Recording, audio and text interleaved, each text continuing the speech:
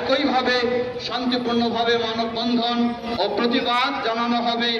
আমরা জানাই ধিক্কার এবং সেই নির্যাতনের ধিক্কার, তীব্র প্রতিবাদ, নিন্দা আমরা জানাই। বিশেষ করে এটি সকলেই জানি, আমরা যদি আল কোরআনের দৃষ্টিতে লক্ষ্য করি, আল্লাহ সুবহানাহু ওয়া তাআলা গোটা বিশ্বে সকলকে অবগত করেছেন, জানিয়ে দিয়েছেন বিশ্বে একমাত্র অভিশপ্ত, একমাত্র গজব প্রাপ্ত, যাদের মাঝে মানুষ হয়েও বানিয়ে দিয়েছেন আল্লাহ বানর, মানুষ হয়েও বানিয়ে দিয়েছেন শূকর, সেই নির্যাতিত, সেই মাজলুম, সেই অভিশপ্ত জাতি তথা ইহুদি এবং সেই ইসরায়েলি গোষ্ঠী ও যারা তাদের সাথে রয়েছে, তাদের এই নির্যাতন, তাদের এই গণহত্যা, তাদের এই হামলা, তাদের এই নির্দয় কর্মকাণ্ডগুলি গোটা বিশ্ব আজকে সব অবলোকন করছে।